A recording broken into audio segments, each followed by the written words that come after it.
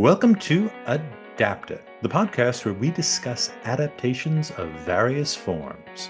My name is Tom, and with me is Pat? this week we're discussing Leo Tolstoy, and his relationship with the Nobel Prize Committee is interesting, to say the least. When it was announced that there will be Nobel Prizes, most of the world thought that Tolstoy would be the person to get the first prize, that would be the great commensurate prize. He was the greatest living novelist. It would all work out so well. And And then they then were morons. and then they were morons. And in 1901, he was passed over for Sully Prudhomme. And if you can find a second poem of that We've man in we have English, found one poem of his translated into English, not even in a book, just some random person's blog. That is the best we've found of Sully Prudhomme. and it's about a vase that falls He's about a over. yeah. Yeah, yeah. So he was passed over. Then he was passed over again in 1902, and he was passed over many, many other times after that. He was also, interestingly enough, nominated and passed over for the Peace Prize in '01, '02, and in '09. He has a really interesting like sort of history with that stuff. He used to write letters with Gandhi, that he was like a pen pal with Gandhi. And so, and apparently, Gandhi was like later on, sort of pen pals or at least conversed with Martin Luther King Jr.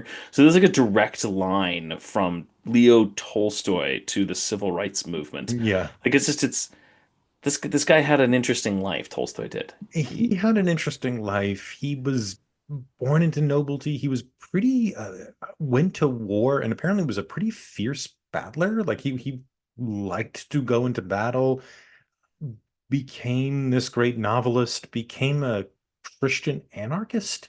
He had this Yeah. sort of move towards anarchism and then decided money was evil and was just going to wander around until he died. Well, then he gave my favorite was when he became celibate and his wife was not pleased with that choice.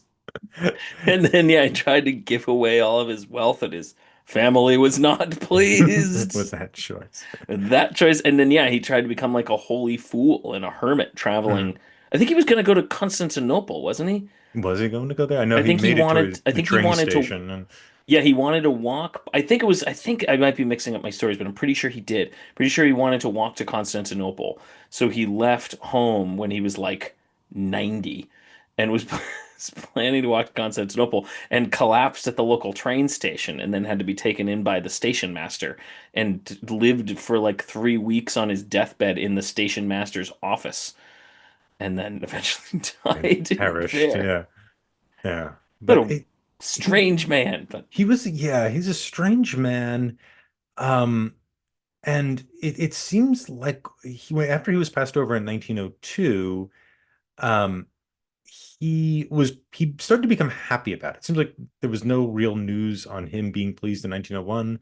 When I went to Theodore Mommsen in 1902, apparently he liked it because he said, quote, "It saved me the painful necessity of dealing in some other way with the money, generally regarded as very necessary and useful, but which I regard as the source of every kind of evil."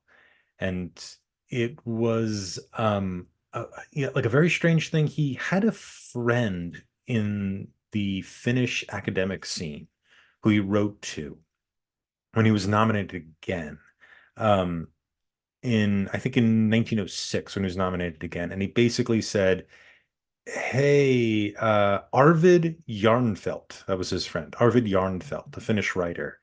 And he said, quote, apparently we have the letter, and it said, quote, "If it was meant to happen, then it would be very unpleasant for me to refuse from it. That is why I have a favor to ask. If you have any links in Sweden, I think you have, please try to make it so I would not be awarded with this prize.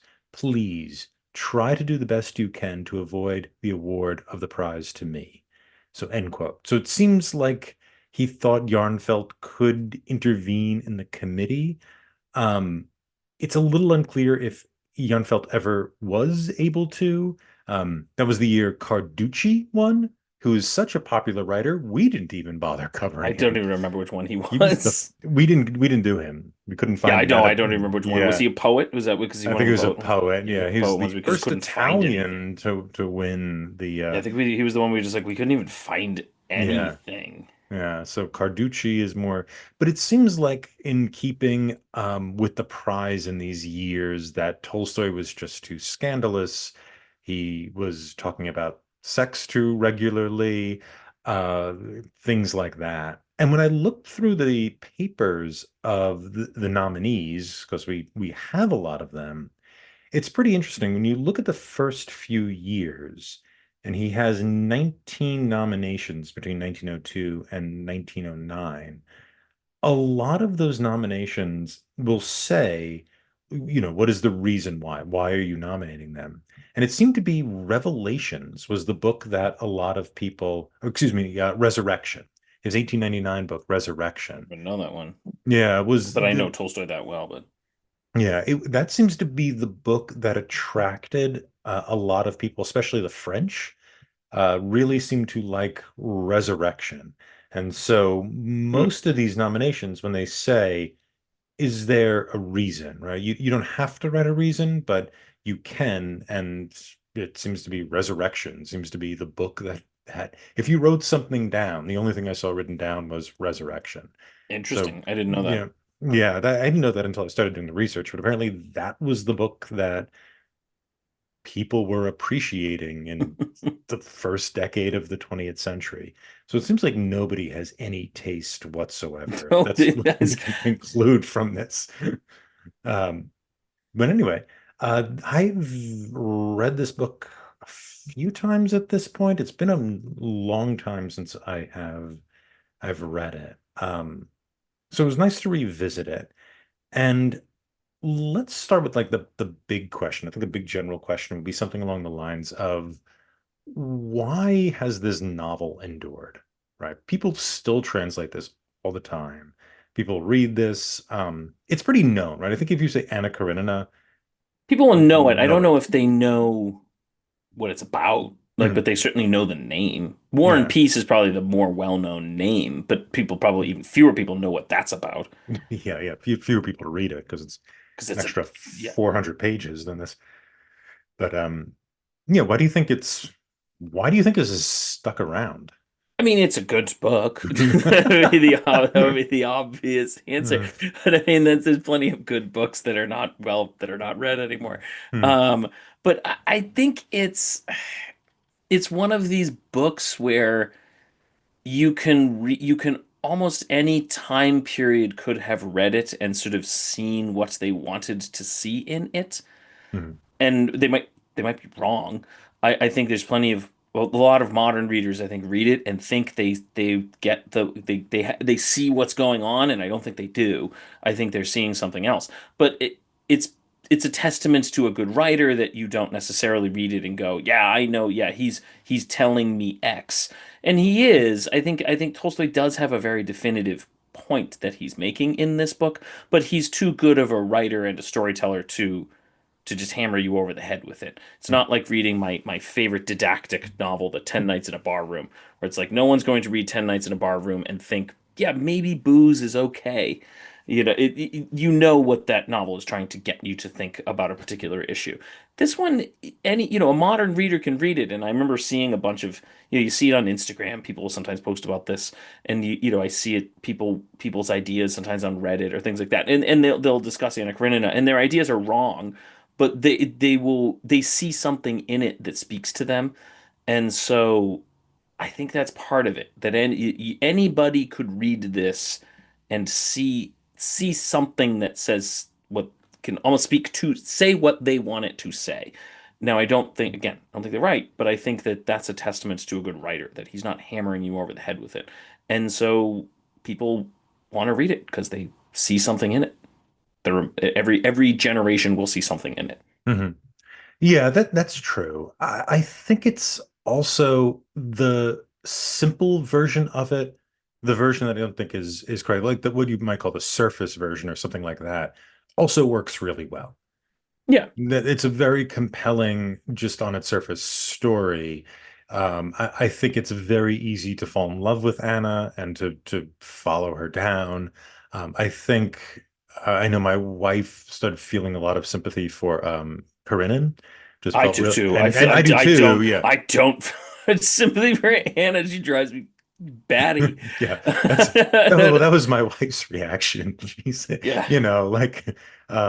she's like, oh, that poor man. That Yeah, I'm like, I kind of Karenin, I feel felt, much worse yeah. for. But again, I think that's a testament to his writing.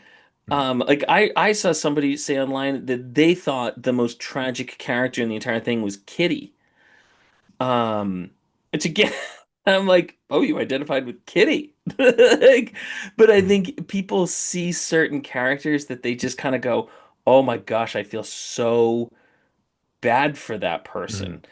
And personally, I felt the worst for I felt the worst for Karenin, and I liked Levin the most. mhm, Um, but I think there's other people who would read it and think that Anna is the greatest character, and you know that and there's almost this and again, it's almost a proto-feminist kind of thing. It's not, but I think you could read it that way. It's almost like you could read this, you'd read it incorrectly, but you could read this as like like a doll's house kind of thing.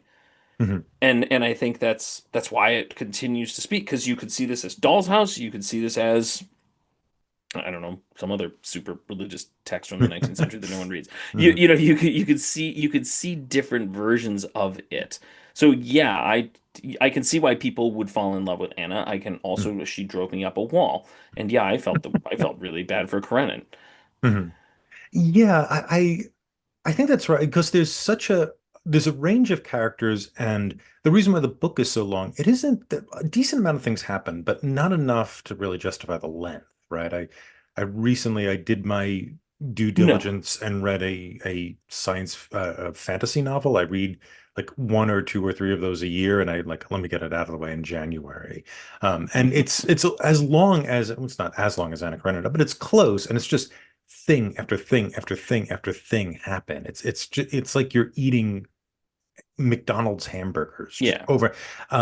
That's not even though this is long and there's some action, there's a decent amount of action in it. I think the length is I that mean, they spend like 40 pages visiting the painter.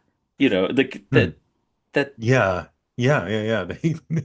I didn't realize how long that section was. I mean, I it's guess it something is like 40. that. You know, Yeah, it's I like get 40 pages, and then the mm, painter, it's like 15 pages of the painter complaining about his wife. mhm, You know, but I get why the episode's in there. It mm, structurally sort of makes sense, but you could cut it, and clearly the movie cuts it, and the plot is completely unaffected. mhm. Yeah, and I think it's they give a lot of time for each of these characters to sort of go through a roller coaster, but I don't think Tolstoy ever lands on something, right? I don't think these He characters does land, he in does. I in think he the end does. with Levin, I With think he Levin, does with exactly. Levin. I think with Karenin, the tragedy of Karenin is that he doesn't come to the sort of conclusions that Levin does, right? Karenin No, fails to. Anna, um, Anna can't. She can't come to a certain conclusion. She is just direction, right? She's never rest. She's completely kind of propelled all the time. That seems to be who she is. She's just directed towards um like a train, like a sure. train that we're gonna continually show different versions of a train Yeah, in a Russian. Yeah. movie. Yeah. A Um, lot of trains. People are like trains and machines. yeah. We'll get to Mr. Right's Sorry. But yes, I would motifs. agree. Yeah, so but Motifs. I think that's why it's so long, is that you need these characters to like almost become their own opposites, come to the opposite conclusion of where they how they see things, and then flip back to another conclusion or go back to the original. And so much of that is internal, and it just requires so much space. Yeah. You just need a lot of room to write that stuff out. Otherwise, it just seems schizophrenic. Like if you made this a 500-page book, Well, that's what this movie does. The movie, you know, again, I'm sorry, mm, I'm jumping ahead again. The movie does feel a bit that's schizophrenic because it does. It just kind of, I'm like, you are jumping a lot because it wants to get them in there. It simplifies what they're doing and why they're doing it. Mhm. But yeah, if you condensed it, it wouldn't work. You know, that's why you Yeah. need to just spend an inordinate amount. You need to see Anna and Vronsky in Italy, Mhm. bored out of their minds, going to visit that painter in order to sort of get like, oh yeah, no, that explains why they do what they do later. Like they don't have it because there's going to be they can't go and just live in America or live in Italy and just get away. That's not going to work. Mhm. Because they can't get away from themselves. But Mhm. but that is sort of what's going on, and he can't just say it. He has to. The movie does. The movie just goes, "We're back from Italy," and I'm like, Mhm. I missed that they went. Mhm. Like, I didn't Mhm. even notice that. And if you did it, you got to spend 100 pages there, and Mhm. it's lengthy. Takes time. Yeah, yeah, and it's the importance of boredom, right? That these Yeah, people get bored and and the movie touches on that, but it touches on it very quickly, which is yeah. something that It shows it to you, but it doesn't really. Mhm. It shows it. It kind of it puts it on the screen so that a person couldn't say, "Well, I didn't know that was what was going on." It's like, but we put that scene, remember, where she was yawning. You're like, "Oh, yeah, I guess so." Addicted to morphine. Yeah, and then she gets addicted to morphine. You're like, "Oh, yeah, I mean, I guess I did see that." But it's sort of but the morphine thing is just again that just feels like, "So are you telling me not to use morphine?" Like I know that's not what you're getting at, but then you've skittered by these points so quickly. Mhm. It's hard for them to take root. Mhm. Um, it's like the parable of the sower. They're just throwing things on the roadside. Nothing's actually taking root, Mhm. and that sort of thing. And if to make the book work, it's incredibly long. It is a beautiful book. It is a very well written book. I have no complaints with the quality of the book. Mhm. Um, Yeah, and it is every time I think I've read it three times maybe in the last 20 years. I mean, my first one was the Constance Garnett translation, that's which the one I is read. Yeah, I read Guns yeah, Garnet. yeah. I did the pair, the two people who translate all the Oh Russians yeah, now. they drive me crazy, but yeah, Yeah, I it's better than the Garnett, and I read somebody else's at one point, but now I can't remember who. And I think they that's do a the particularly bad job with Gogol, by the way. oh, do they have not read Yeah, their I Gogol? can't stand their Gogol translations. But I also don't like their Dostoevsky translations.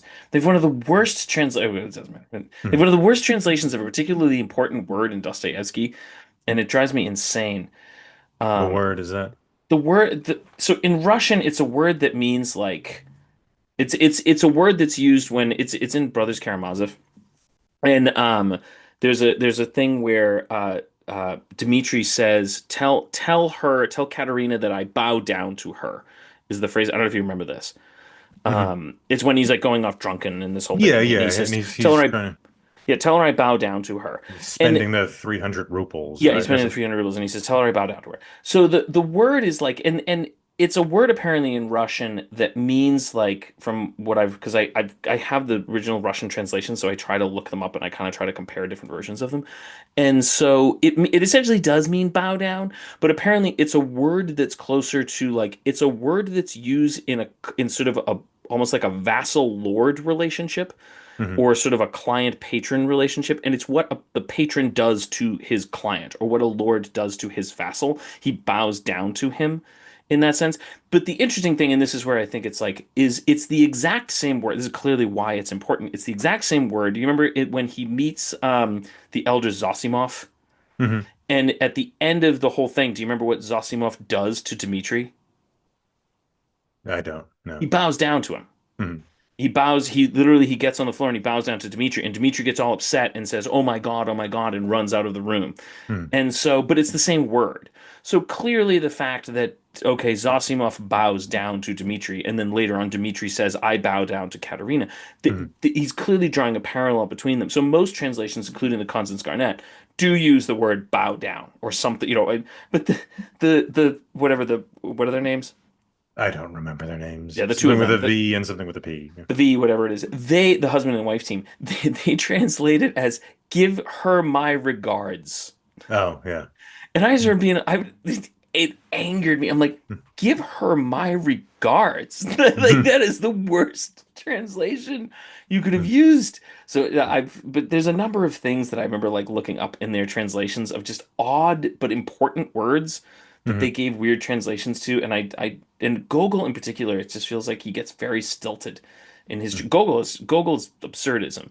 He's kind of Kafka-esque, and Hmm. so he's just weird, and I feel like they come out all stilted and just they lose all that sort of weird magic quirkiness. So that's a An that's a individual tangent. complaint. That Yeah, is a that's fine. tangent.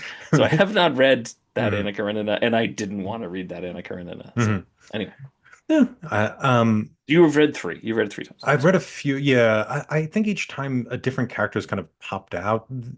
This time it really was Karenin. I think I followed Yeah. him most closely. It might have been Levin the first, like years ago, like 2006 or seven. I first read it. I think it was Levin who was kind of most attractive, which makes sense.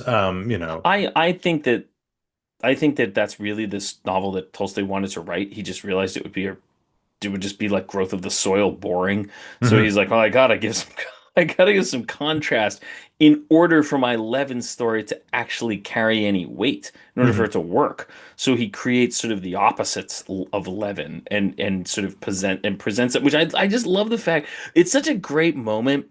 And I loved reading it when you get to that point where you have spent at that point, my version's 900 pages of fairly small print. And you've been reading this book for like 750 pages, and Anna and Levin have never met. mhm, But you've been following the two of them for so long, and then you finally find out that Levin and Anna are gonna meet. It feels weird. mhm. It's like when Stephen and Leopold Bloom meet. You know what I Yeah. mean?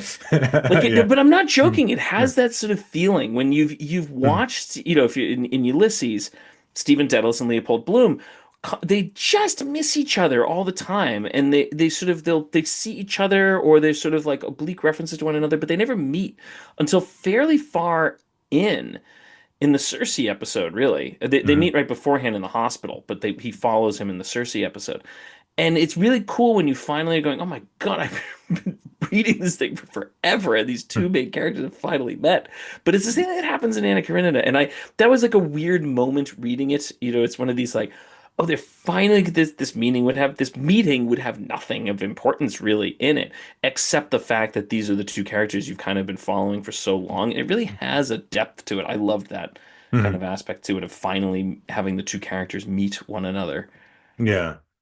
Yeah, yeah, and it nothing, and he's observant of her, right? He Yeah, knows her. She's been well rumored by that point. There's a lot of, rumors about her, but he's a decent observer of her, and of that kind of, her. Yeah, yeah. and what he observes, and because we know, I think it gives you a really honest vision of her from within the story. Like we've had the God narrator tell us things about her, but because we know who Levin is and how he sees the world, we take his this is why it's really good writing. We take his opinion almost more at we take it with more validity or trustworthiness than we do sort of the God narrator, because it's coming from within, from a character we know very well, and we know how he observes other people. So therefore it has more not validity, what's the word I'm looking for here? Not credibility again, Relatability. maybe. But it just has more weight. We Mhm, sort of we give it more because we're hearing it from him. And it's just such a cool little passage just to see them finally meet. And then they separate and they never see each other again. mhm, I just think that's a really it's a really great novelistic technique. My other favorite thing that Dostoevsky does, novelist technique, is when Vronsky and Anna really meet. They meet very briefly on the train at the train platform, but when they really meet and they sort of start falling in love at the ball, he doesn't show you the scene. That's so good. Like mhm, that's a novelist who's just like, I am so confident in how good I am. I don't have to show you my two characters meet. Like, mhm, you don't actually have to see them interact. I'm going to show it to you through the eyes of the jilted lover who feels like she's been left out, like Vronsky has abandoned her. I'm going to show it to you their meeting through her eyes. That's just like that's a really smart writer right mhm, there, who's just he's not going to give it to you. You fill in the blanks, and you'll whatever you fill in that they said will be better than anything I could write. mhm. And I love that. I think that's such a great really, really smart writer technique. You could take a lot of stuff. You could take this book and give it to some MFA students and pull pieces out of it and tell them to write little episodes like that, and you'd get really good workshop pieces out of it, I think. And that's a brilliant one. Yeah, that's a good one. Um, Getting back, I said Sorry, I went this. off on a total No, tangent. no, I no, have go no on. No, no, I know you want to, yeah, to talk about that. That is, yeah, that I think this time around, the my favorite episode this time around, I think is this is probably a lot of people's favorite, is the when Anna is dying after the baby and you see the conversion of Karenin. Yeah, That it's a very powerful piece. Yeah. that's probably and it this is the thing where you need length to make it work. You need a lot of Karenin being angry and not being forgiving rather. And then you need him to just have this kind of fairly condensed episode where he just kind of accepts everything. And then you need a pretty long bit of the book for him to just lose it all, Yeah. to lose that ability. That he can't just lose it the next day because it wouldn't be very convincing. It needs to happen over time. It needs to be in part a product of his social relationships. He's friends with someone who sort of encourages him to distance Anna from her son.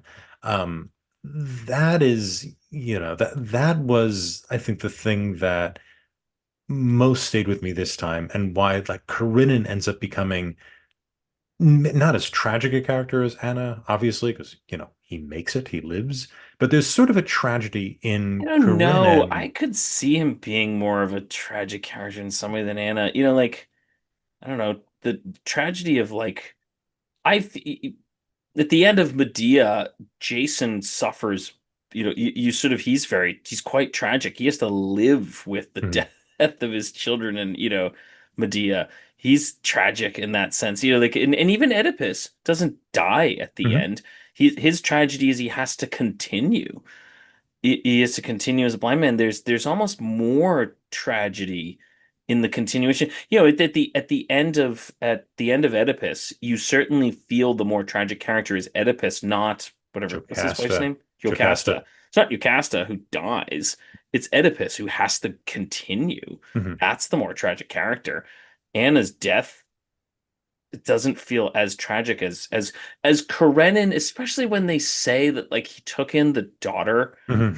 Yeah. You know, Mhm. he He took he in took little in Anna, right? he Her took in name is little also Anna. Anna. Like, Mhm, yeah, I mean, there's got just imagine that. This mhm, is where this is where Tolstoy's really good. mhm, Is he just his best writing is when he doesn't actually write something.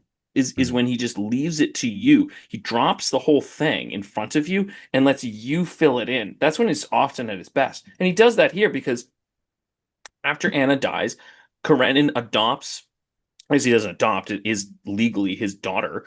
He takes in little Anna, her daughter, with Vronsky, and raises her essentially, for all intents and purposes, we can tell, as his own daughter. And yeah, the name is Anna. Like that, that's just like every day a needle in Mhm. you. And there's almost more tragedy in having to live with these consequences than there is with throwing yourself under a train. Yeah, and a lot because Anna, it's a relief for her. Yeah. 'Cause there's no sense that Anna is ever going to not be the way she is, which is basically in a state of constant anxiety. Yeah.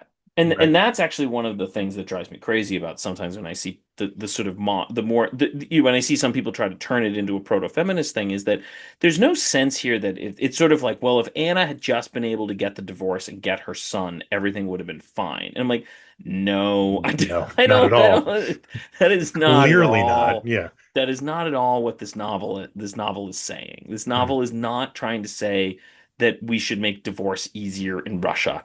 And if we just had, Anna would have been fine. I just don't think that's what it's, I mean, I'm sure it's not what it's doing, but Mhm. I do see that a lot where you just see people who are like, if only Kitty had known that birth control existed, she would have been happy. Like that's an Yeah, actual it's argument. dumb. But it's just sort of like if only she had known that, and if only Anna had known, Mhm. if only divorce had been available to her, everything No. would have been fine. I'm like, that is not No. Yeah, that is not because what's going on here. even if Tolstoy thought, and I don't know what his opinion on divorce was, No but idea even if he either. thought that divorce was very accessible, and even if Anna got a divorce and did get her child, her anxiety in the end is about her lover Vronsky going off somewhere. She thinks he's off with someone. She can't Even if she stand married to, him, it wouldn't yeah, matter. yeah, he goes to see his mother and she's like, "Oh, that little princess is there. I bet you like her. I bet you want to see her." She's constantly jealous. And at the same time, she's always noting like, "Oh, he's getting a little fatter. He's getting a little balder." Yeah, Right? They I keep like when she keeps saying he's getting bald. She constantly talks about him he's getting bald, which I think is such a great Yeah. thing. She has I like my reading of Anna and I earlier readings I really loved her and this reading She I drove me up a I got wall. exhausted a little bit. Yeah, she drove Um, me up a wall. She reminds me of a person that I once dated in college who was over the top dramatic. And it was just this like, I remember like, my Lord, you would drive me in up a, it drive me insane. And I imagine that's what Anna's like, Mm, that there's just this sense of like, why? Why? I have to go to work. I have to go do this thing. Like, what? mm. Why are you doing this? Like, yeah, so I imagine that it's just exhausting being around Hannah. Yeah, she's in one sense, it's sort of lovely at first because she seems to be unadulterated in a Yeah, ironically speaking, in the sense of she just doesn't have anything that when she wants something, she wants it completely and absolutely. And when she adores something, she adores it completely and absolutely. There is no really kind of mediation in her. There is in the other characters. The other characters observe society and whatnot. And at first, you think when you read like her observations on her husband, uh, all her observations on her husband, which are negative, tend to be about, oh, he's so officious. He's always doing things. yeah, He's always, going to these meetings. He's always worried about propriety. And at first you sort of dislike him because he seems just like a cold, condescending bureaucrat, which, in a sense he which he is. kind of He is, kind of is, but but he's not, you know? well, when you get to know him, you realize, he's capable of a really deep interiority. And that's one thing. And the other thing too is, you know, social mediation ain't too bad if you do it right. You Yeah, don't like being like Anna, being that direct and just going, well, I fell in love with this guy. He had sex with me. He's destroyed me. I'm his now. He's my husband. I'm his wife. It's just that yeah. just that immediate, like an absolute complete need for this guy and just screw everything else and go like you could talk about, well, the social rules are very condemning of her and isn't that cruel? Um and fair enough. I don't think Tolstoy is making a moral judgment upon her or upon society, but I don't think it's as simple as Anna's quote unquote correct and society should be more More accepting. accepting. Yeah. It's just like this is crazy behavior when you take it to its logical conclusion, which stupid much. This is crazy behavior when you take it to its logical conclusion, which Tolstoy does, which eventually is, I need to be around my love all the time. Oh crap, he's changing. Like he's Yeah. physically changing. Ugh, how, it's like the romance is going away. This kind of pure, untouched romance. It's vanishing. Why isn't he here? I need him to be here all the time. Like this just kills you. You can't do this. And of course, the obvious thing is, who is the solution to this? Well, it's not Karenin, who, he could have been a sort of character we could have gotten behind, but I think he just he loses that capacity for sympathy. And even though I'm sympathetic to Karenin at the end, his inability to let Anna see her son is a little hard to get over. Right? I think that's the cruelty that's hard to Yeah, I think he's forgive well, and yeah, I have a theory too. We can get into it. Yeah. But then, of course, the obvious person who you latch onto in the end is Levin, who kind Levin, of, yeah. and then it's pretty obvious 101, right? He figures things out. He figures how to go forward, even if he is with a wife who's maybe not exactly his cup of tea, he discovers later on.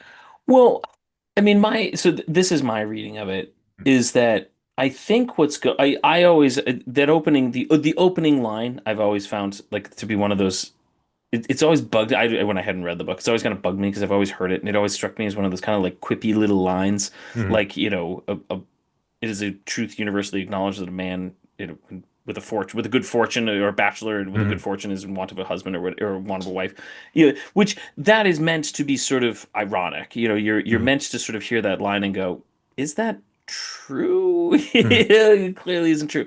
But I think the opening line of Anna Karenina, the famous opening line, every happy family is alike, every unhappy family is unhappy in its own way, a variation of that. I'm probably not quoting exactly right, but that's always struck me as sort of a like kind of a cutesy sort of proverb.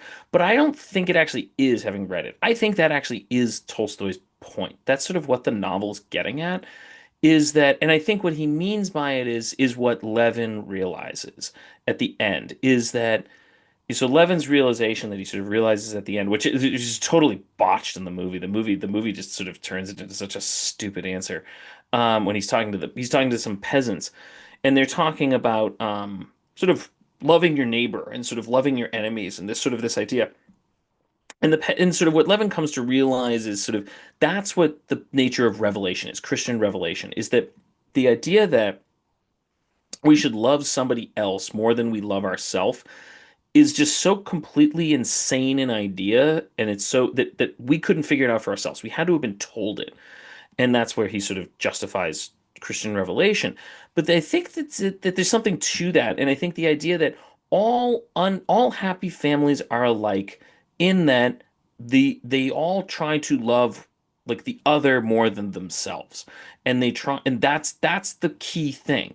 And if they do that, they're happy. So they're all happy in their own way. But all unhappy families are unhappy in their own way because if I love myself more and I want to do what I want more than anything else, every single individual is going off in their own directions. And so they're not all going into one place. It's sort of this idea that, like, if happiness is a destination, there's only one road to get there. There are an infinite number of roads to not get there. And the only way to get there is to love the other person more than you love yourself, or try to at least respect the other person more than you respect yourself, or try to incorporate that person's desires into your own desires. Like that seems to be sort of the idea here. And if you don't do that, well, you're just going to go off the road and you're going to fall into your own path of unhappiness. That strikes me as sort of what he's getting at here. And so that's Karenin's problem. He doesn't actually care about Anna's happiness. He doesn't actually try to help her. He cares about what other people think about them. He cares about her soul to a certain extent, but even that, sort of like, he cares about what God thinks about her. He Mhm. doesn't actually care about her per se. And I think that's where he goes off the rails.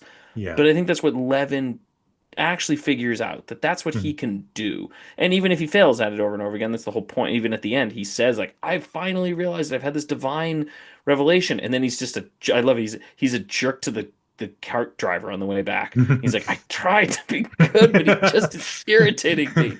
And then it's just such a great thing where, like, he knows what he's supposed to do. He has this idea of love in his heart, but he's just mad at the cart driver. Like, stop whipping the horse wrong. There's just this, but he's like, but I know now that I shouldn't have done it, even if I still do it. And that's, I think, what's going on here. And that's why all these other characters spiral off, because they don't figure that out. But I think the idea is Levin does, and his family will be happy because of that. And all Mhm. happy families are alike because of that. Mhm. That's what I kind of read into it. Do you see Anna's love then as a sort of a bit of a narcissism or a Yeah. complete narcissism? Yeah. Yeah, I think she's doing it for her own pleasure. She's doing it because she doesn't get what she wants. Like, if she kind of was like, okay, let me like try to understand Karenin and figure him out and try to like to work with him. I think the idea, as Tolstoy's saying, is like their family would be happy. Eventually it would work out. But with the case of when she ends up with Vronsky, that's just a selfish desire to, and Mm. it's a it's a desire of like self-actuation, that this is going to make me happy, and it's not going to, because she's Mhm. just focused on herself. She never really focuses on what Vronsky wants. She almost, I don't know if she ever does. She focuses on making herself pleasurable to him. I think that's actually probably Mhm. the best way to say it. That's what she does. That's her focus, is making sure that she is pleasurable to him. But that's different than focusing on what he wants, per se. Mhm.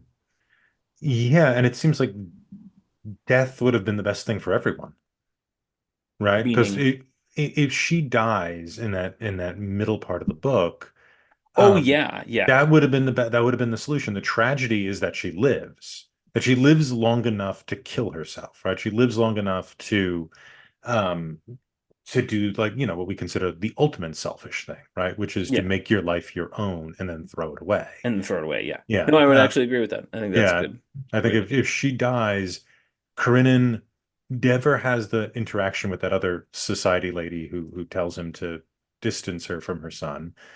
She at that point sees Karenin for what he could be, right? And Yeah, she brings Karenin out of it, right? She calls him in. She keeps saying he's so lovely, he's so forgiving, and then he becomes the thing that he can. She sees him for who he can be at his best, and he becomes that.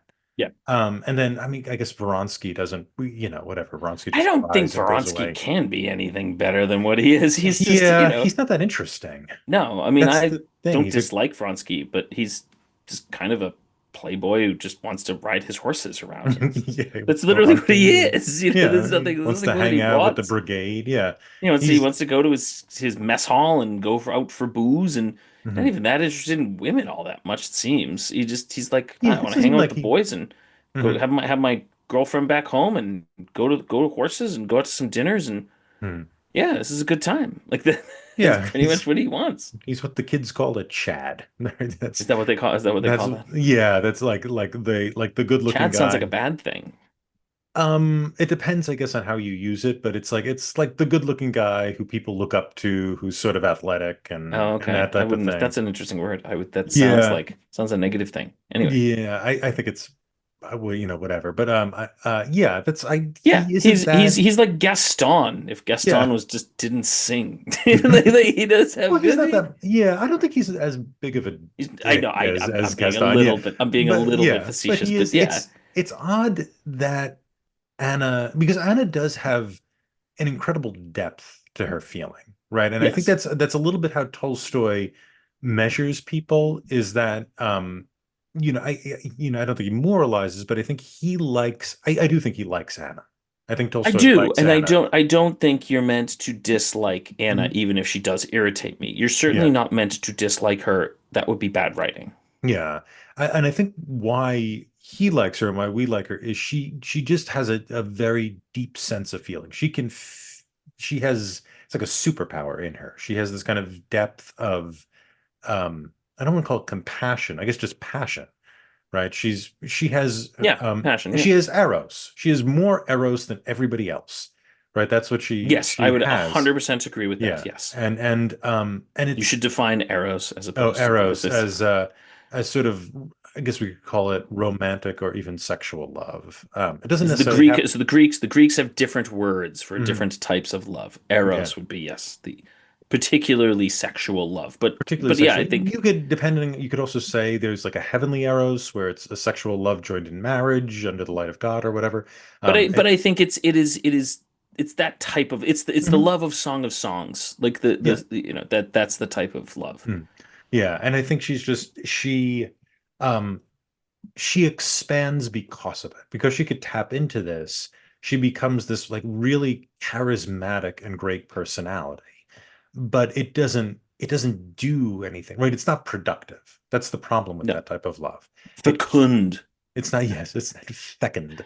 I like saying Is it fecund? fecund. I always thought it was I fecund. don't think it matters. Yeah, Oh, I like shoot. I used to say I've been I used to pronouncing it say wrong. fecund, but like I've heard fecund and I'm like, oh, that sounds like dirtier or something. Yeah, So that's why I like I like that fecund. pronunciation. Fecund is Fecund. It's very fecund.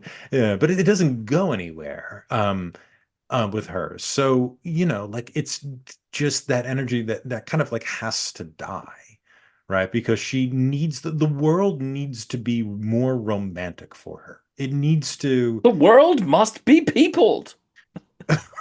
Yeah, well, it doesn't even Do need to you know be what that's it? Do people. you know what I'm quoting? Oh God, what is that? I know what you're doing. I The know I've world heard. must be peopled. Is that what is it? What is it, I've heard? Much ado. Oh, okay, okay. It's Kenneth Um, Kenneth Branagh. Much ado. Much ado about nothing. But it's not even the world needs to be people. The world needs to I know, I know, be, I know. I'm yeah, just yeah. But the world needs to be beautiful. That's what I yeah, think it is for her. The world needs to be beautiful. And once she sees Vronsky, she sees a beautiful cavalry. cavalry officer who fits the model of beauty for her. Yeah. Right? He's like a Greek statue, and he does, Which he. is all that I saw the original casting for the movie and I just saw it was starring Jude Law and I went, Jude Law has to be the worst Vronsky Oh yeah. ever. Why would you? But I didn't know. And I'm like, why would you cast Jude Law as Vronsky? And I think I'm like, he'd be a great Karenin, but he's a terrible Vronsky. And then when I saw I actually watched the movie, I went, all right, at least they didn't botch that because I thought it Yeah. was just a like, well, Jude Law's famous, just put him in as Vronsky. I'm like, Mm. he's a terrible Vronsky. He is Yeah, not a he's Greek way too old. god. Yeah, yeah. He's so very Yeah, good casting, at least yeah. for that one. But when I originally said, I'm like, oh, for he's gonna play Vronsky. Mhm. Yeah, no, maybe when he was 20, I don't even think then. He's then never yeah. been a like he's not a hunky man. Yeah, that's true. The guy they got, I wasn't I was also that didn't like his that actor Aaron either, but Taylor Johnson, who was I didn't think he was great either, but yeah, who became famous for Kick-Ass, the I don't know movie that. about a nerdy kid who decides to become a superhero. Oh, I didn't know that one. Yeah, Yeah, he's not well cast either, but no. He might be the new James Bond, by the way. He's oh, I mean, just I don't like James Bond that much anyway, but oh, it's even Yeah, worse. it's going to be a bad if they go with that. But yeah, well, I think it's just he's nothing, right? I mean, he's not nothing, but Vronsky is he's He's not, handsome. yeah.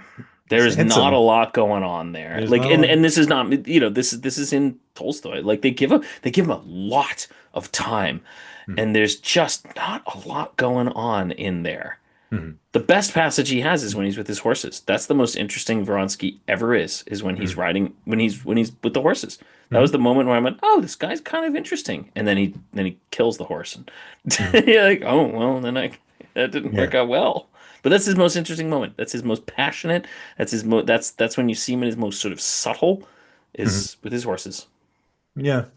Yeah. And he defends Anna. He's not, there's nothing He's wrong not a with him. douche. Yeah. There's No. nothing wrong with him. He's just not, he's not that compelling. And as soon as he needs to go somewhere, or as soon like that's the thing with her when he starts to bald and she's just noticing it all the time. It's like that little detail. I imagine one I haven't actually gone back to the book and figured this out, but one of the like a hypothesis I want to investigate is does she start to become more jealous of him leaving once he starts to become uglier?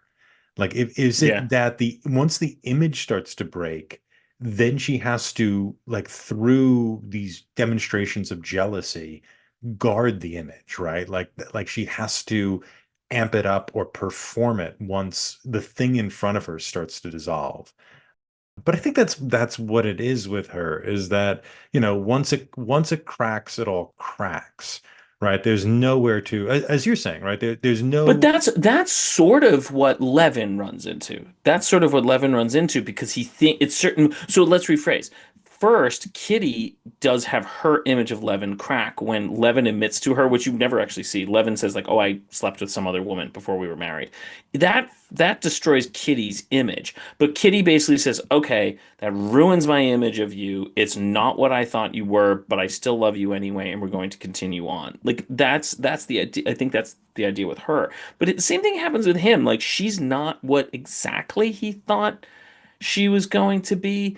And yet they adapt. They sort of accept that this is like, okay, this is not what I thought you were, but we got to make it work now. Like we got to live our lives. We're not going to expect this to continue on to be perfection, and therefore they're happy because they're willing to accept the other's flaws, and they're willing to try to help the other one get what they want, and therefore they're a happy family. Whereas, yeah, I think that's a great way of looking at it. Anna starts to see her image fracture, and he just goes bald, and she can't handle it. Yeah.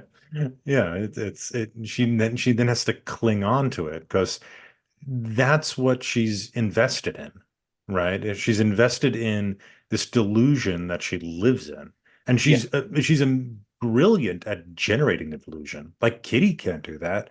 Levin no, can't do that, right? They're like you're saying this idea of it cracks, the image cracks. Part of their survival is in a certain way they're not as imaginative as Anna, and neither no. Levin or Kitty or even Dolly. I mean, Dolly goes through. Levin has a little closer. Mhm. Yeah. Um, like Levin sees the world in a really cool way. Like he's desperate to understand the world, and he's desperate to sort of have certain things, and he constantly just is thwarted and reinvents the world as he goes. He actually does have a really, I would say Levin is sort of Anna, but just Anna in a practical mind of just, I want certain things and the world keeps denying me them. How do I reinvent what I want in order to sort of get it or at least be happy? Whereas Anna's like, I will remake the world to whereas I guess that would be if I were to really come up with a thesis, it's that Levin Levin reworks what he wants or how he thinks the world works so that he can get what he wants, right? Anna tries to rework the world to get what she to match what she sees and what she wants, and that ain't gonna work. Yeah. Yeah, and and I think we all do both of those things, Yes, right? I think we when we're at our weakest, we remake the world, and we when we're want to remake the where world. we want to, yeah, or we no, I think We I do insist the sometimes. world accommodates what we want. Yeah, I think I do sometimes. I think I do like, okay, no, this is how the world works. This is how the world works. And either you eventually just run into reality and go, okay, I'm being kind of stupid here. I'm in the wrong and I need to adjust. Or you do go out and like, okay, I'm going to do some scientific farming or whatever that equivalent is in your career. And you've had a successful career. I'm sure there's a lot of things like, I'm going to do this. All right, that didn't work. I guess I got to do this. So that didn't work. Okay, I got to do this. Okay, that worked. Very good. Now I'm going to move on. And those are kind of your options when dealing with the world. It is there's a few things you can respond to it by kind of meeting it halfway and negotiating, or you can just dip into yourself. I think the tragedy of Anna is her charisma. It is, and this is the true of great tragic heroes. Part of their tragedy is their charisma. I think They're, you well, it's whatever, it's their virtue that you see their failing is caused by their virtue, yeah. by the good thing in them. It's that they're this is my thesis in my latest article, uh, published recently in St. Austin's Review. You can read about it. But Turgenev, another Russian writer. But I think there is this idea that virtues that are not tempered, that are not controlled by other virtues, misfire, and they will lead to bad outcomes. So even if you have a virtue and that virtue is well practiced, it can blow up in your face if it's not properly tuned. And I think that's sort of Anna's problem here. She is love, she is eros, she is charisma, she's all these good things, but they blow up, and that's what makes really good tragic heroes. It's when you see their virtues and they're not the wicked stepmother is not a good tragic hero because she's just wicked. You don't see what her virtues are. You don't see anything good in her. Anna's lots of good things. Jay Gatsby has lots of good things about them, but they blow up because they don't know how to control those things and with other virtues. Yeah, I agree with that. And I think what I meant with charisma, though, is beyond just the virtue.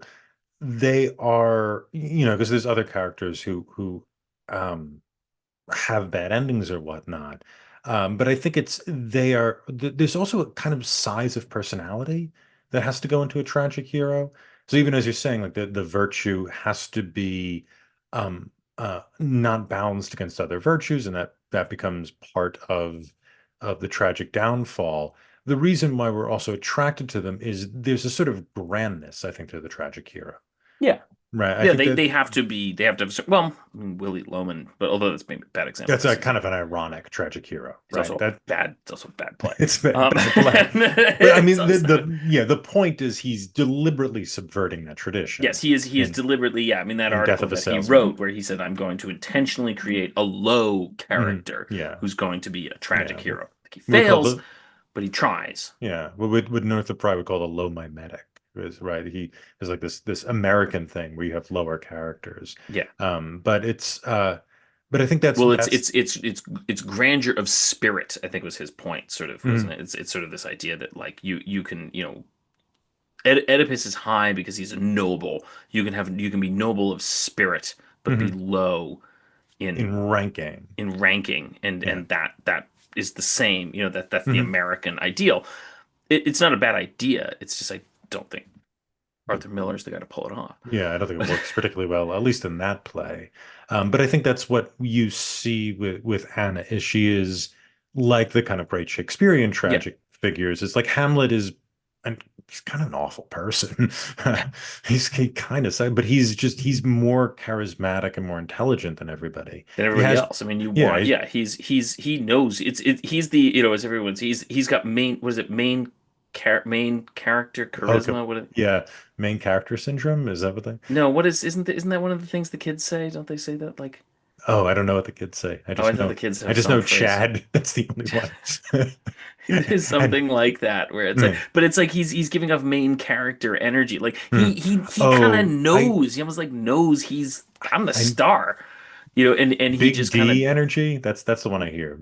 I there's a got Big different D one. energy. Yeah. Oh, this is we're so old. Uh, there's What do the kids say? what are the kids saying these days? It's something like main character. Jasmine, what do the kids say? You work with children. What do they What say? do they say? What Main is their character energy or phrase? something Can like you that. give me what is it? But Oh, there's there Jesus is this Christ. sense though that Hamlet Mhm. sort of he knows he's the main character in this play and he's gonna flaunt it and and use it.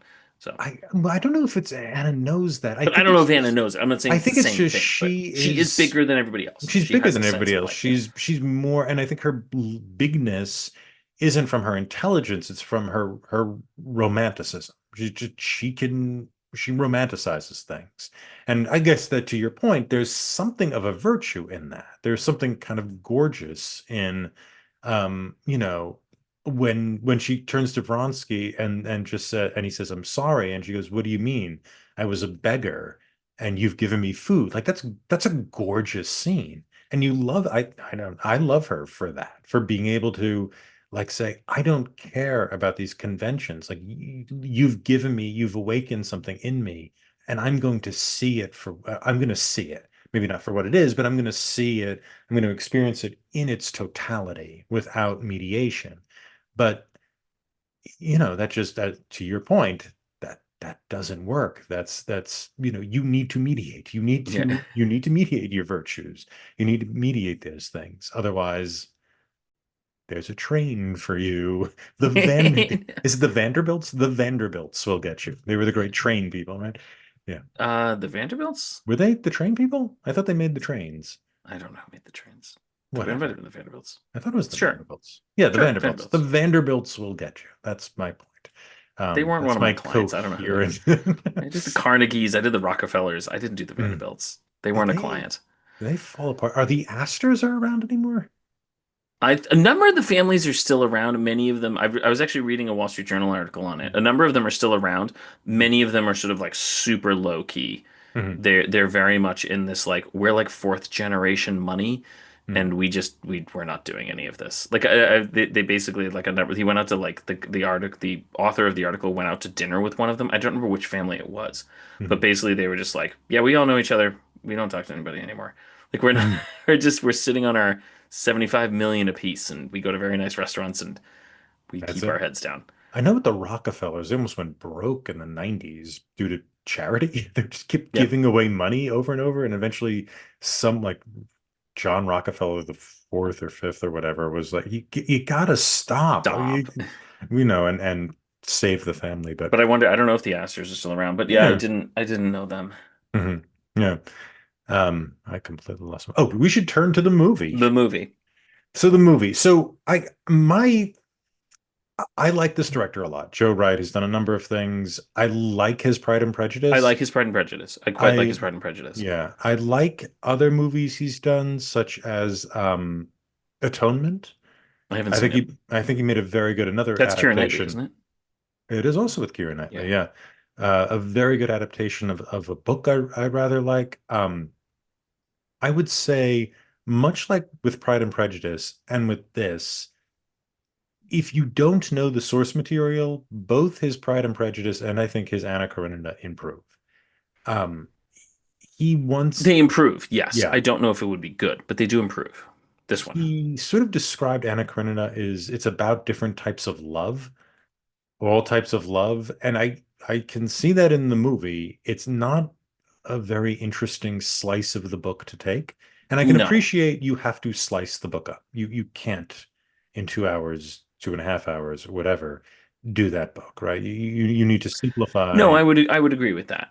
I just don't it's sort of the triteness of it, and we can get into the actual film, but yeah, I would agree that this actual content, it just bugged me because the whole conversation that he has with the because he so this particular point comes out at the end when Levin Anna's dead and everyone's kind of sad and they're all and Levin is clearing hay with the other peasants and this does happen in the book and he sort of has a conversation with the peasant I mentioned a little bit ago and the conversation essentially consists of the idea of no, you're a good person, you try to do the best by other people and you look after your neighbor and that makes you a good person and it's this idea of like well no that's what the Bible said is look after your neighbor like treat your neighbor like you treat yourself and that's the real divine revelation and that's what sort of drives the rest of it but that's sort of like a much more complicated point than the point that's made in the movie which is he's just talking to the peasant and the peasant just says like well, you didn't pick your wife because of reason. You picked her because you loved her, and it's like, that's the answer. It's love. And he kind of goes running back, and I'm like, well, that was stupid. That was terrible, yeah. That was a terrible way to sum up your point. And they do it a lot, that particular word. And you can see it. It's like, oh yeah, I can see your frequent repetition of that word and your usage of it and different versions of it. But it's just I'm like, well, this is kind of trite. Like it's just an obvious point It's that's not made. inconsistent. It's just, yeah, it's It's trite. not inconsistent. It's just trite. Mhm. It's Yeah. just like you might as well just don't give me a message. Don't give me a trite message. Just don't give me any message if you're going to give me a trite one. But I think he was just like, well, I gotta put a bow on this package. Mhm. And that seems to be what he chose. I just wish he'd Yeah. done nothing. That would have been better. We can't do nothing. I mean, Levin has to go somewhere, You do, right? but you He don't you has don't to. have to package it for me. As the Mm, director, you don't have to mm, package the point for me. That's more what I mm. mean. I don't Okay. mean that doesn't need to be your point, but don't package it for me. Don't Mm, present it to me. mm. Just you can leave it there if you want that to be your point. Just little subtlety.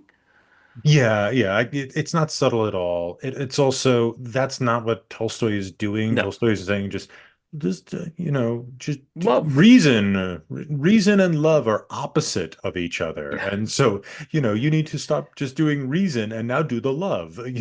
Yeah. It's That is really not at really all what dumb. he's Yeah, saying. And in fact, yeah. he's kind of saying the opposite, which Mhm, is, the idea that, and this is very much a Christian idea, is that love is a choice. You don't you choose it and you practice it and you work at it and it's something that takes effort in order to cultivate. It's not a thing that happens. It's a thing you choose and do and work at.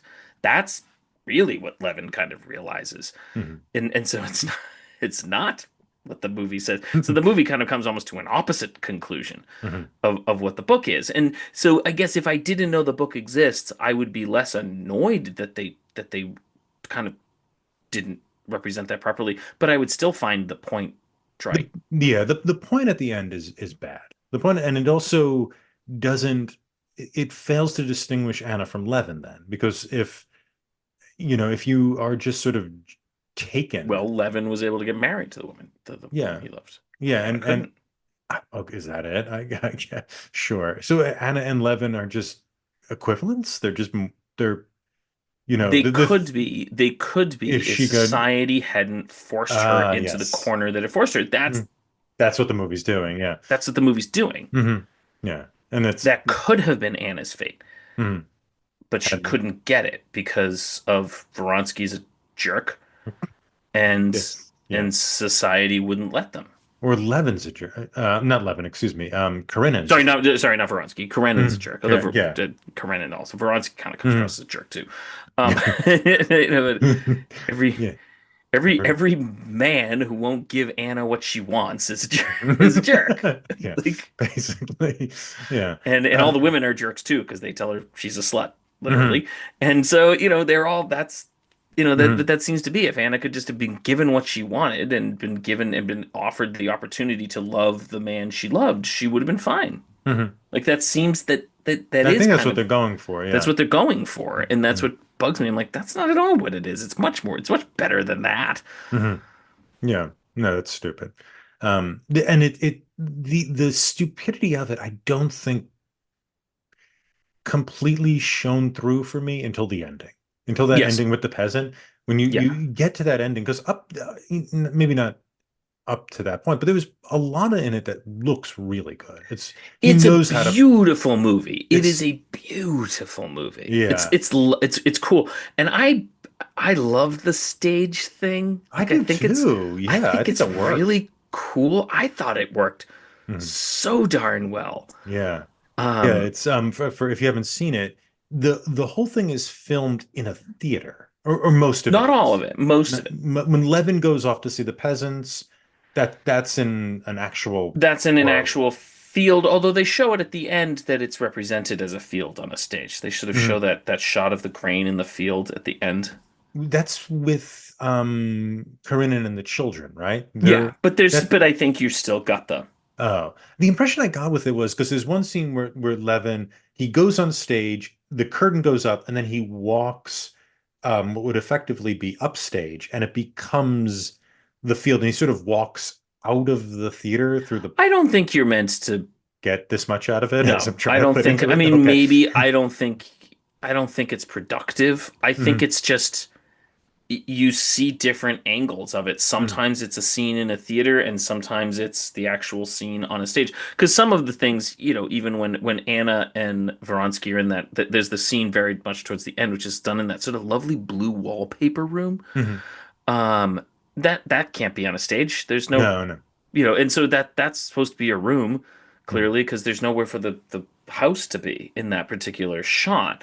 But then they show it a little bit later and you can kind of see where it is on the stage. So sometimes it's the actual scenes as they're taking place on a movie, but mhm, other times it's on a stage. I don't think you're meant to read it. I think you're just meant to sort of understand that there is a presentational element to the characters. mhm. And Yeah. and it's gorgeous. It's really gorgeous. And the sound design's lovely too. I don't know if you like this or not. What's his name? Stefan, the Matthew McFadden, the brother of Anna. Um, Yeah. he's really good, but when he's in his office, there's a sort of Yeah. choreography I to didn't like that. I thought that was too much, but do too much. Okay, I sort that of that like that because reminded I me like of the a sound. what's her name? The one that did The Lion King. Oh, Julie Taymor. It reminded me of like Okay. a Julie Taymor kind of thing, Yeah. right? It Yeah, had a I guess Julie so. Taymor That's feel to true. it. But Fair enough. it reminded me of the yeah, because that's why it was that movie we did with the Beatles one. Remember? Oh, yes, across the universe. Across the Universe. It reminded me a little bit too much of Across the Universe and sort of the Okay. like, Hmm. when he goes and he's like when he gets drafted and he has to go through the whole it just reminded Hmm. me of that. But it was neat.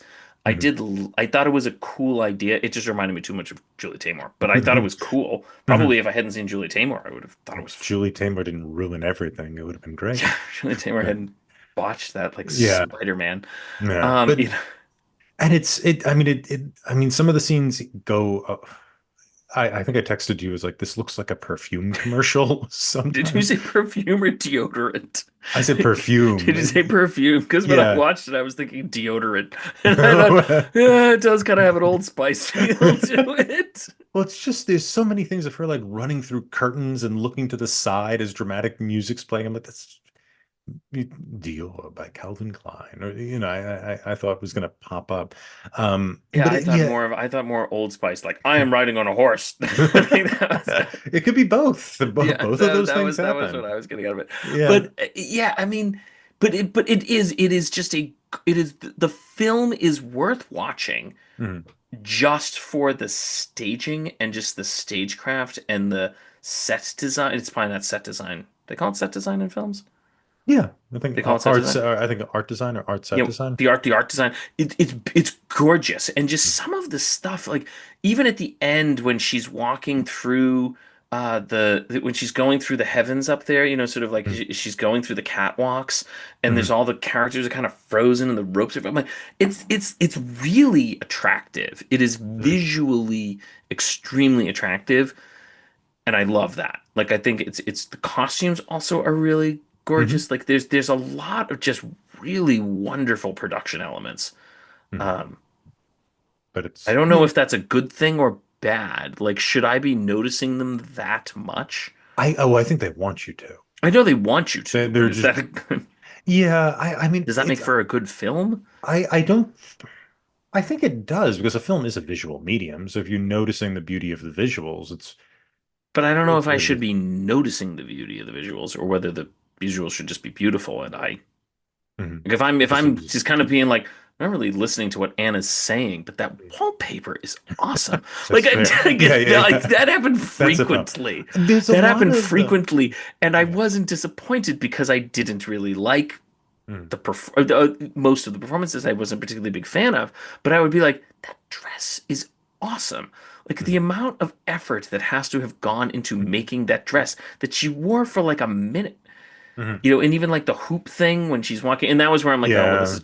this is clearly meant to be like a visual at the end where she was wearing the sort of hoop thing. I'm like, oh yes, she's in a cage. Yeah, we got it. Mhm. But it still looks cool. Like Mhm. there's just so many wonderful visual elements that just felt like I'm not really watching the movie for that. I'm Mhm. watching it for these cool I think images. the thing with that is that so much of the movie is quiet or silent or there's just a soundtrack playing.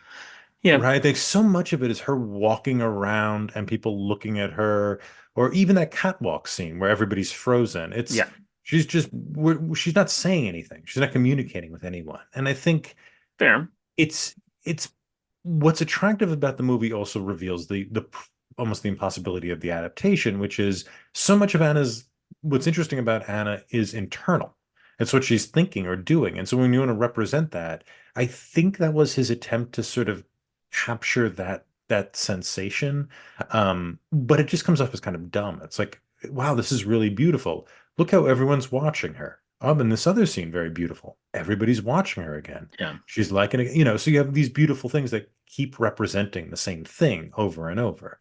Like in the theater, when they have the horse race in the theater, and when that happens, it's very impressive, it's and you see cool. it's really cool, and she screams, and everybody kind of turns and looks at her in a way that's sort of theatrical as opposed to realistic.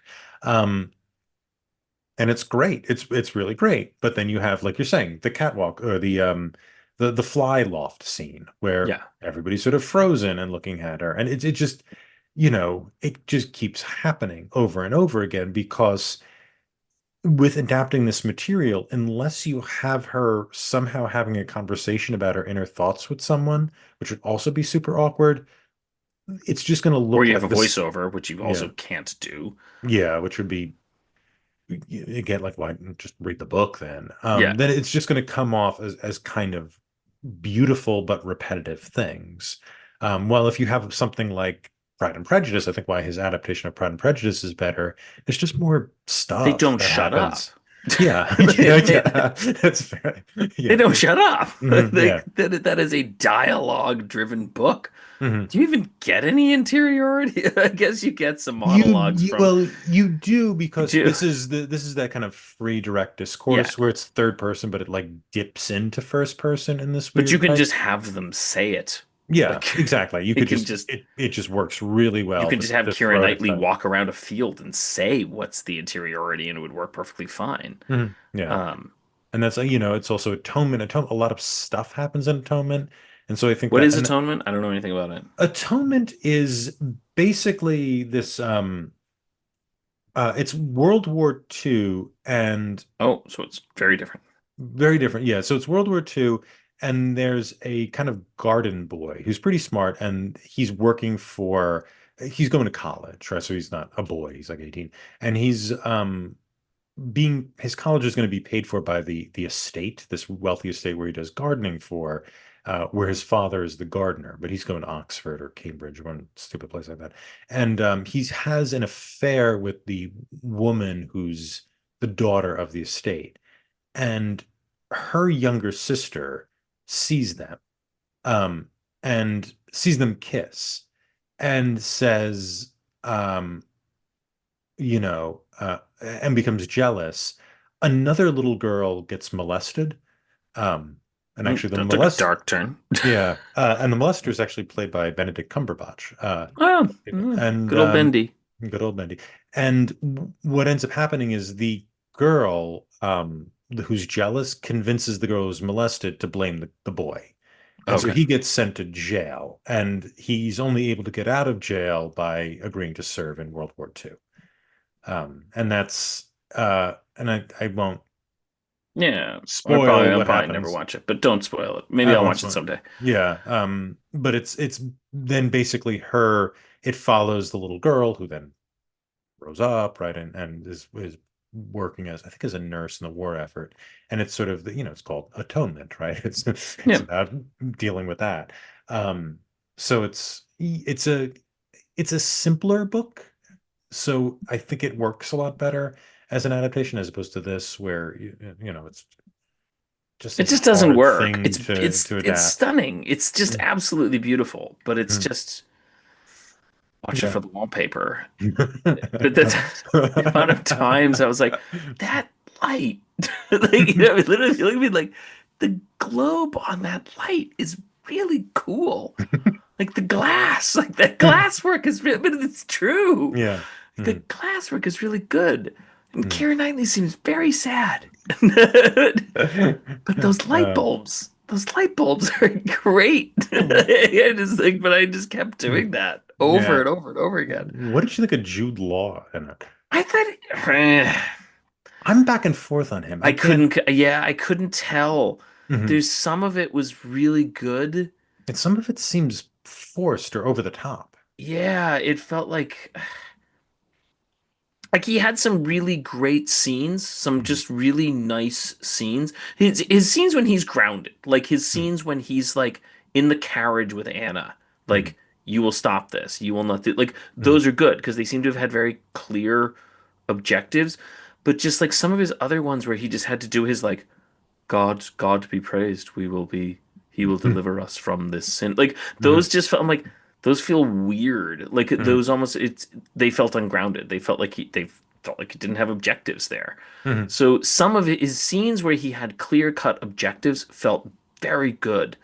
And his scenes where he didn't, I just went, I don't know what you're doing. It's an attitude performance. Yeah. Like there's this idea of the stick up the ass bureaucrat, and Yeah. he talks like this, and He talks like this. he I'm never surprised they weren't smiles. talking about my memo in My statue, my the statute in St. statue. Petersburg. It made quite a, and I was like, what are you trying? But I just, like literally, I remember watching this being like, What are you what's trying your to do? objective? What is your Mhm. objective with that line? Mhm. Like, there is no objective with that line. You just Mhm. said it like a bureaucrat with a stick up your ass. Mhm. But on these other ones, when he had, when he had his scene with Anna in the carrot, great scene. Mhm. That's a really good one. Even when he has his scene where he goes out and sits on his footlights with the Mhm. footlights and they have Oh the yeah, yeah, that's like nice. Mhm. what did I do to deserve this? Like Mhm. that's a great line because I know what your objective is. Your Mhm. objective is to make her feel bad and sort of.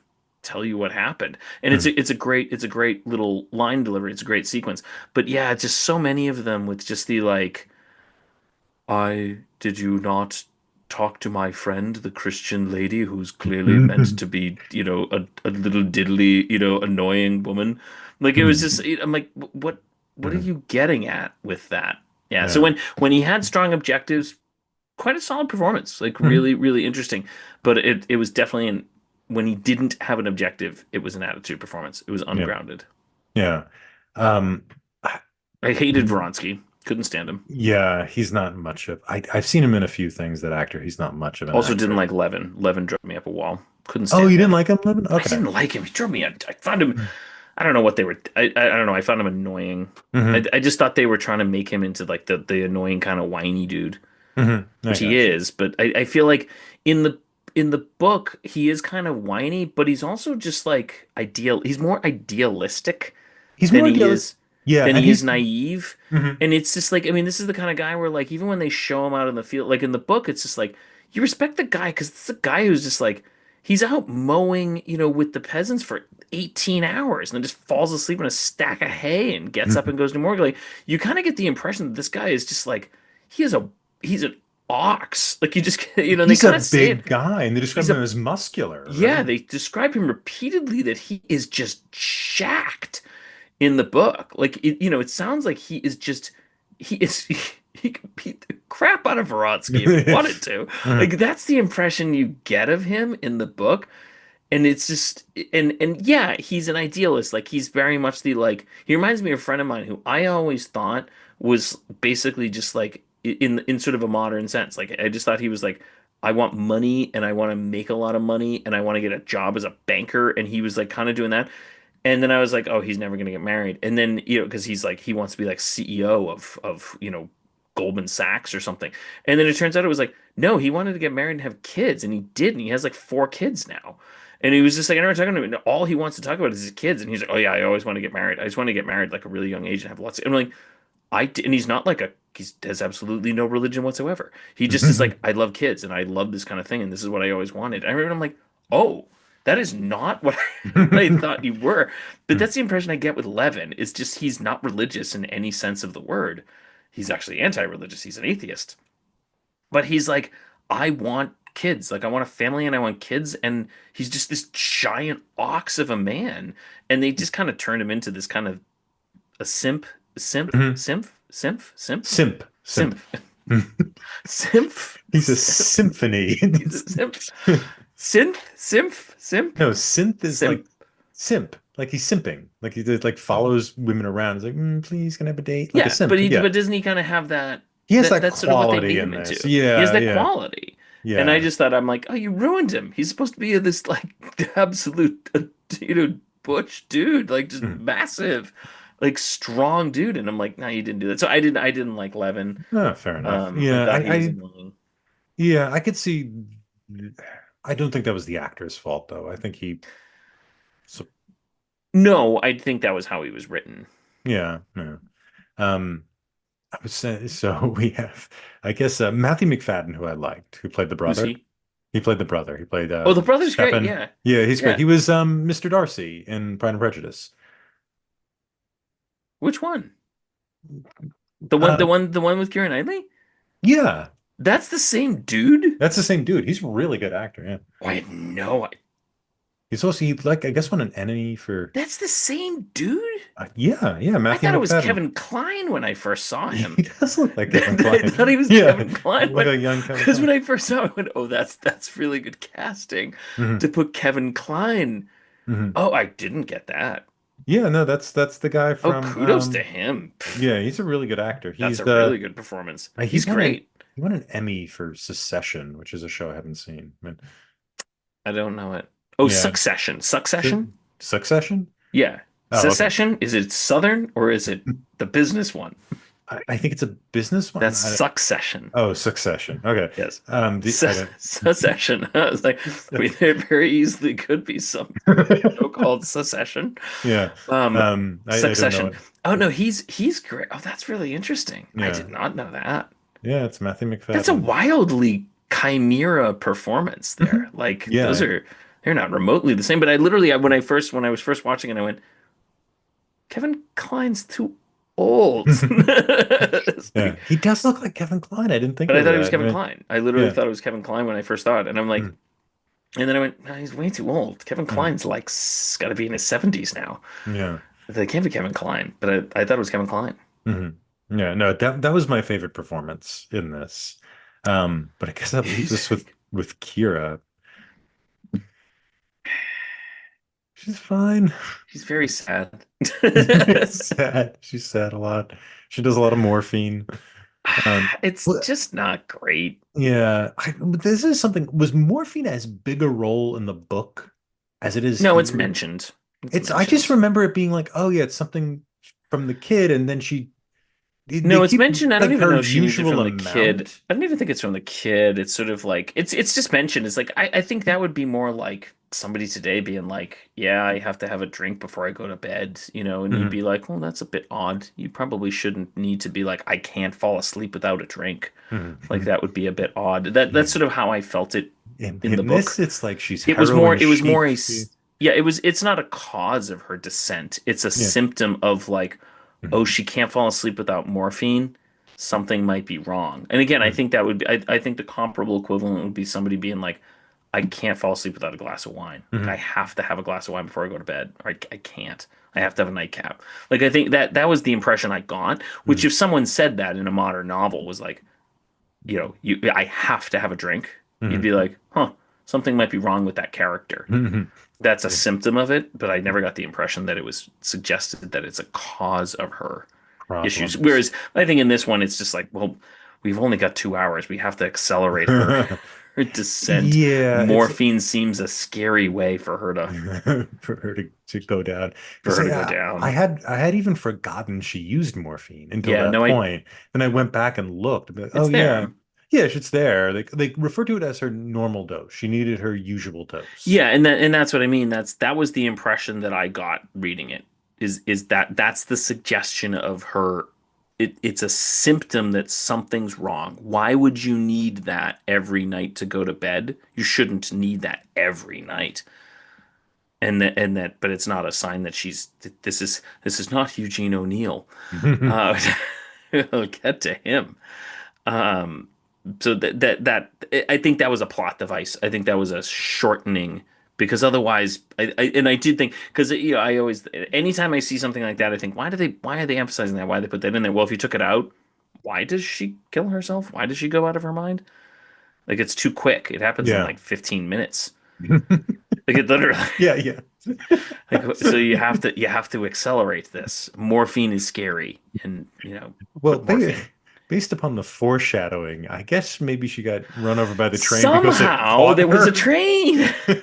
Like that gets you, oh, the train's almost getting her. I felt like it was like a Godzilla, like no, it was like Halloween, and Michael Myers is just stalking her, but in this it's a train, and Train. after a while it's just the train's gonna get her. You can't outrun Michael Myers. He gets you eventually. It reminded Um, me of Rice and the adding machine. You read the adding machine? I don't think I have, Elmer or if Rice. I have, it was years ago. Yeah, Elmer Rice and the adding machine. It's like, it's the whole idea is like he's in like the society is a machine Hmm. and he's a cog in that machine and this sort of like idea. And I was like, oh yeah, that's kind of what this is. It's like she's in the train. It's part society is the machine. It was just this sort of I'm like, yeah, we're good on that observation. Here it comes again. There's Yeah. another train. Oh The no, train it's another back. train. The piece of paper is a train. It's just like Oh, the boy has a toy train. boy has a toy train. I kind of laughed at that one. I'm like, oh, Yeah, for the love of God, dude, come yeah, on. yeah. It's in the book. It's one Motifs do foreshadowing. not a movie make. I think there's one train, right? Which is at the beginning. The train kills the guy. The guy commits They suicide. do take a train a lot. I They mean, do it on trains. trains, but it's not Oh underlined and gosh, no. circled. It's just a way of getting around. No, but I think that there is an element of No, I agree. There are relatively few motifs that are hammered in, but yes, clearly there's a foreshadowing when the dude at the beginning gets hit by the train, and Vronsky pays the money. There's the wonderful foreshadowing with the horse. That actually is a Mhm. fairly obvious but fairly good foreshadowing, Mhm. which I got to read on a horse farm while I was Oh. picking up our turkey at Thanksgiving Mhm. 2 months ago. How Yeah. long it took to read this Mhm. book. Mhm. Um, but I was at a horse farm. I'm like, oh, there are horses right there. Well, he's gonna kill this horse. Mhm. But so there's moments like that, but I don't. But at the end, they take a train a lot. I'm sure if somebody wanted to write a graduate thesis on paper, that they Oh, could I'm do sure it they on have. Yeah. trains. Yeah, I'm sure someone's done trains in Tolstoy, Mhm. trains in Russian, and then they did their doctoral thesis on trains in Russian literature. Mhm. I'm sure that's there, but Mhm. the it's it's clearly not an anchor. Mhm. Yeah. Ah, Lord. But So, again, like, watch the movie, but just it's more for the visuals. It is a mhm. stunningly beautiful visual film. Mhm. Yeah, I he's really loved it. I loved the stage. I wanted to know whether they used an old stage or built one. mhm. I'm Oh, I guessing have they had to no have. idea. I'm guessing they had to have built it, given how much Mhm. based on where the cameras would have to be. I don't think you could have done it except on a soundstage.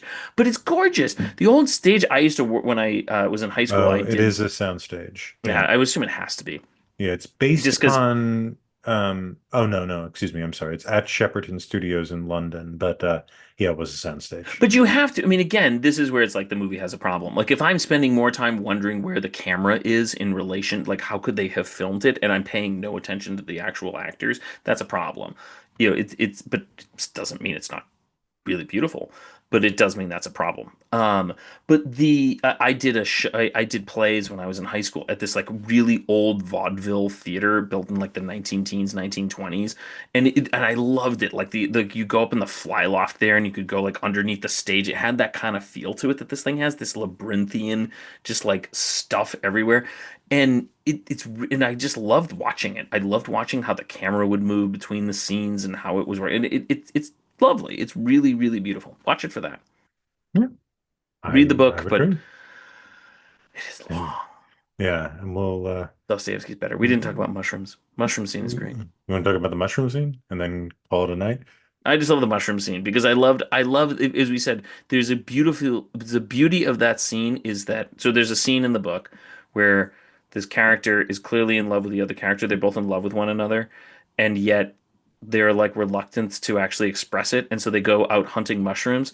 And the dialogue of the scene is completely banal. They talk about mushrooms, and yet that when because it's Tolstoy, he can jump in and out of their heads, and he basically discusses the nature of what they're saying and why the more they talk about mushrooms, the more they will never actually be able to talk about their love for one another, and they don't stop talking about mushrooms, and then they just leave, and the two of them never see each other again. It's like, and they don't end up getting married, and it's just this sort of like love lost because they couldn't get past the banality of mushrooms. It's a brilliant little piece of writing. And Dostoevsky does that, or Tolstoy does that all the time. That's the good parts of Tolstoy. Dostoevsky's better, but Tolstoy does that kind of stuff. Tolstoy is best when he doesn't write something. When he leaves something out and he leaves the reader to fill it in. It's really great. You can rate and review this show anywhere fine podcasts are available. For those viewing in YouTube land, if you haven't already, please like this video, subscribe to the Talking Studios channel for all our exciting content, and follow us on social media at Talking Studios.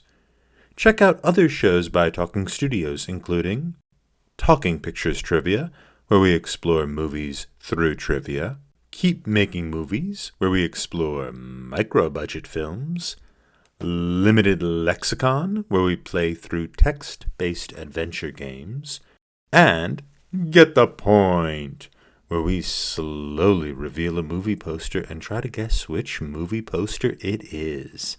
Got a question for us? Call the Talking Studios hotline at 201 467 8679 and leave a message. It may be featured on a future episode. And if you haven't already, please subscribe to Adapt It, wherever fine podcasts are found. Join us next week when we do another No Nobler by visiting the work of August Strindberg and his play Miss Julie. We'll see you then. Wow, Talking Studios. Next week, we'll be discussing another person who maybe should have won a Nobel Prize, but instead they gave it to Maurice Maeterlinck, and that person is August Strindberg. So we will be covering Miss Julie as well as the 1951 film adaptation of that play. Pat, who would you select to direct Miss Julie or any Strindberg play if you could pick someone? So I think I went with the anti Ah, person who should again, who should never. not direct this. And this is a Yes. legitimate one who I could see attempting it and being really bad at it. And it's Jonathan Demme. Oh, I could yeah. this kind of fits some of his movies like Swing Shift kind of thing. Like I could see him trying to do this and even Silence of the Lambs sort of has it's not Swing Yeah, Shift Rachel obviously, but getting married has a little bit of that close quarter dynamic as well. Yes, yeah, so absolutely. I feel like it has that kind of thing, and I feel like it would be so bad because it would be over dramatic. Like he would try to ratchet the tension up like it's Clarice talking to Hannibal Lecter, and it Mhm. would just be like, oh man, you ruined this because it's a very delicate drama. Like Mhm. there is a heavy drama to it, but it's like a very delicate touch, and it's much more the dynamic shifts, the power dynamic shifts so much. I don't think he could do it. Like he can do like a mood and he can kind Mhm. of, but I don't think it would be a very bad play or movie for him to direct. And so I picked that one because I could see him trying it. I could see him trying to do a Miss Julie. It fits with a lot of his movies and it would be really bad. Yeah, there's the potential for it to be good, but the problem with it is it's too strong. The play itself is like the character of Jean is he's too not an everyman, right? Or not an everyman that Demi would recognize. So he would turn him into a caricature, and then she, of course, would be a caricature, Yeah. right? She would be like you said, she would be the Hannibal Lecter of the Yeah. movie, which wouldn't work at all. And it's a shame because like he actually, if somebody was there to go, hey, buddy, but nope, nope, Nope, nope, tone it. get That's the stop, stop, wrong choice. yeah. This would require a heavy editing by the Yeah, director like on like a actor choices. producer. Yeah, a Yeah, producer would this have to would come in and and yeah, and you would need to have a director who could make those kind of cuts, and I don't think he could. So yeah, if you had a producer also standing over being like, no, no, no, no, no, going too far, he yeah. needs to co-direct it. Yeah, I know. Yeah, that's what's so frustrating about Silence of the Lambs. It's like it's two movies jammed together. It's a weird experience. But anyway, so I picked one who's also awful, and he's a director. Yeah, I think also that's just our thing now. It's so much easier to pick bad directors it's for the more movies. It's fun. more Yeah, I fun. know. I mean, the problem with Strindberg is it's just Ingmar Bergman. We would have to make a rule of living directors because he would be perfect to direct this, and I'm positive he did. But anyway, so my bad director would be, have you ever seen a Lars von Trier movie? No, it sounds familiar actually. Maybe I have. He did The Idiots, not the Dostoevsky The Idiots, but just a group of people who elect to act stupid for some reason. No. He did Breaking the Waves. That was his first big film. He did a movie with Bjork that was intolerable. He did the worst movie I've ever seen called Dogville. But Lars von Trier is sort of known as when he was younger anyway, not so much anymore, as like the young angry man. And Yeah, he's Danish, so that would kind of that would fit. fit. Yeah, he's Danish. So but he just has these movies which are like just attacking women. And I'm not normally this way. I'm not normally like looking for the misogyny in the movie. I think critics kind of do that a little too far. I think it's there in his movies. I think he just really likes to see women getting tortured and killed and things like that in Popular his man. pictures. Yeah, he likes to see them like sexually degraded. That's also another thing. He likes sexual degradation in his movies. Um, if you've seen The Antichrist, that movie includes actual pornography in it as well, and also full-on clitorectomy, which is something I would never recommend watching while you're eating, which is what I was doing. That was So why we. Now we're not anymore. yeah, yeah, but yeah. So he is. I loathe his movies, like intensely loathe his movies, but I can see the idiotic version of this play being written by somebody like him, with like a sexual power dynamic and like a female character who is like somewhat unlikable and also somebody who's getting abused. I could see him making that.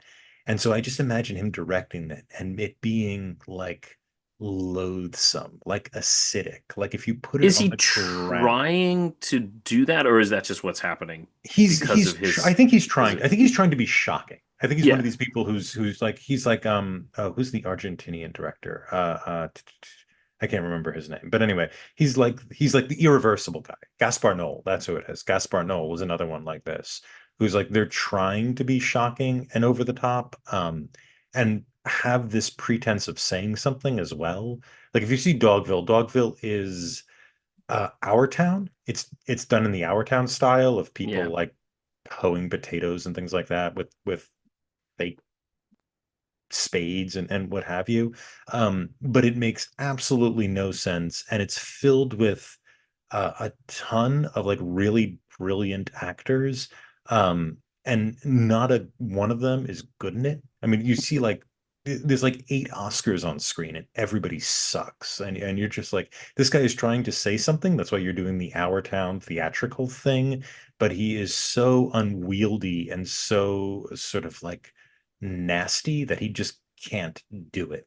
And that would be a wonderful disaster if he had his hands on this On this play. play. Yeah, so Lars von Trier, I think he retired from directing. Um, thank the gods for that. And yeah, that's my anti-pick. All right, audience, we will see you next week when we talk about a movie that's far better than any of the ones we suggested right now.